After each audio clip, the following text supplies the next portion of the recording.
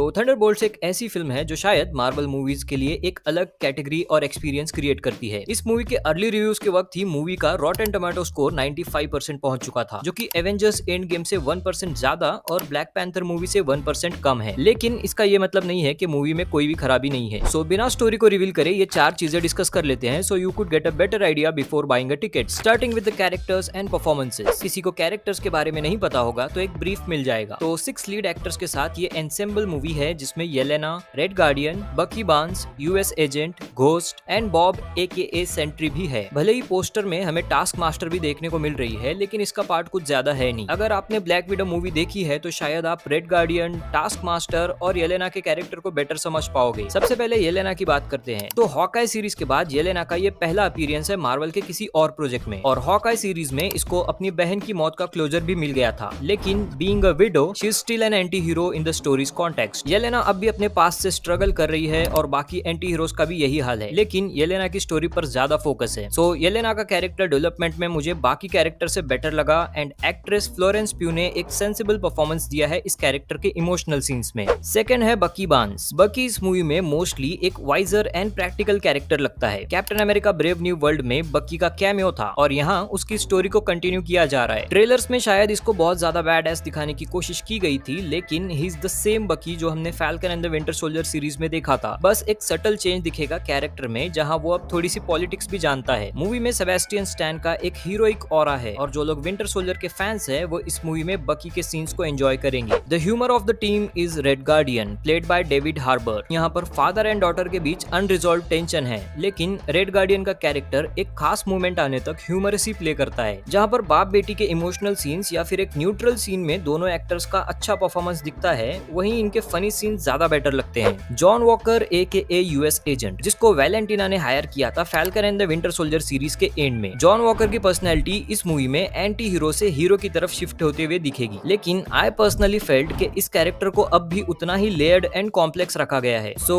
Good performance by actor Wyatt Russell. The fifth character is Ava AKA Ghost, जहां पर Ant Man and the Wasp movie में इसके power stabilise हो चुके थे और ये हैंक पिम पर फाइनली ट्रस्ट करना सीख गई थी, लेकिन इसकी पुराने विलन वाली पर्सनैलिटी की वजह से ये अब भी रोड टू रिडेम्पशन और ट्रॉमा से बाहर आने की कोशिश कर रही है। The last character is Bob AKA Sentry, जो MCU में डेब्यू कर चुका है और एक पावरफुल ऑरा के साथ नजर आ रहा है, और वो एक स्प्लिट पर्सनैलिटी की वजह से ये कैरेक्टर को और ज्यादा इंटरेस्टिंग बनाता है। मुझे सेंट्री के पावर्स काफी डार्क लगे। ये लोगों से अप्रिसिएशन तो चाहता है, लेकिन उनको अपने कंट्रोल में रखकर। इस कैरेक्टर को प्ले करने वाले एक्टर लिव स्पुलमैन ने बोला है कि Sentry can easily beat Homelander, and I agree with that. अगर स्टोरी की बात करेंगे तो आई वुड से कि मार्वल सच में इस तरह के स्टोरीज को अब तक शायद टीवी एंड वेब शोज के लिए ही रखता था, लेकिन थंडरबोल्ट्स यहाँ इमोशंस, एक्शन एंड एक डार्क टोन एंटी हीरोज के रिडेम्पशन की कहानी को ह्यूमर एंड थ्रिल के साथ बहुत अच्छे से प्रेजेंट करता है। वैलेंटिना का कैरेक्टर यहाँ मेन विलन होना इसमें पॉलिटिकल ट्विस्ट भी ऐड करता है। इन कैरेक्टर्स का आपस में टीम बनने का स्ट्रगल और पर्सनल ट्रॉमास थोड़ा सा फास्ट पेस में ह्यूमर एंड इमोशन के साथ दिखाया गया है, लेकिन क्योंकि हम इन कैरेक्टर्स को पुराने मार्वल प्रोजेक्ट्स में देख चुके हैं तो इनसे कनेक्ट करना इजी हो जाता है। इसलिए कुछ मोमेंट्स पर थिएटर्स में क्लैपिंग एंड हूटिंग भी चल रही थी। एक्शन सीक्वेंसेस कुछ लोगों को अट्रैक्टिव नहीं लगेंगे क्योंकि वो सिचुएशनल एंड फनी भी हैं, लेकिन बकी एक्शन में आने के बाद से कुछ प्योर हीरोइक मूवमेंट्स देखने को मिलते हैं। ये एक एंसेम्बल मूवी है तो कास्ट लंबी है और हर कैरेक्टर की स्टोरी पर फोकस करना बहुत मुश्किल होता है, लेकिन यहाँ डायरेक्टर जैक श्रेयर ने एक बहुत अच्छा काम किया है शॉर्ट टाइम में सब कुछ कवर करके। स्टोरी का फ्लो बहुत इंगेजिंग है और वो थ्रिल्स हर थोड़ी देर में आते रहते हैं। अगर इस मूवी को पुराने मूवीज से कंपेयर करेंगे तो मुझे इस मूवी में मिक्स फीलिंग आ रही थी। भले ये कैरेक्टर्स यहाँ अपनी खुद की जर्नी पर हैं, लेकिन यहाँ इनका टीम अप होना आपको मार्वल के बाकी टीम अप स्टोरीज की याद दिला देगा। मुझे पर्सनली ये मूवी द एवेंजर्स वाली फीलिंग दे रही थी, जहाँ निक फ्यूरी इन अतरंगी हीरोज को साथ लेकर आता है और इनकी आपस में अनबन में विलन को स्मॉल विन मिल जाता है। मूवी के फाइनल बैटल में तो मुझे एवेंजर्स का न्यूयॉर्क वाला सीन भी याद आ गया था। रिलीज से पहले इस मूवी को सस्ता एवेंजर और मार्वल का सुसाइड स्क्वाड भी बोला जा रहा था, लेकिन ये एंटी हीरोज मोरली करप्ट नहीं है। कुछ लोगों ने मूवी में टीम अप एंड ह्यूमर की वजह से इसको guardians of the Galaxy volume 1 से भी कंपेयर किया है। ये थोड़ा सा वैसा ही लगता है, लेकिन कैरेक्टर्स के पर्सनल स्ट्रगल्स की वजह से ये ऑथेंटिक भी फील होता है। पोस्ट क्रेडिट सीन की बात करेंगे तो ये बहुत ही ज्यादा लंबा था और इसके लिए मैं एक अलग से वीडियो बनाऊंगा जिसमें हम स्पॉयलर्स के साथ 3-4 मिनट तक थंडरबोल्ट्स के फ्यूचर एंड डूम्सडे के इवेंट्स भी डिस्कस करेंगे। और हाँ, इस मूवी का एंड क्रेडिट सीन 2 मिनट से भी ज्यादा लेंदी था। मूवी का बजट $180 मिलियन है और फिलहाल ऑडियंस के रिस्पॉन्स को देखकर प्रिडिक्ट किया जा रहा है कि फर्स्ट वीकेंड में ही मूवी $200 मिलियन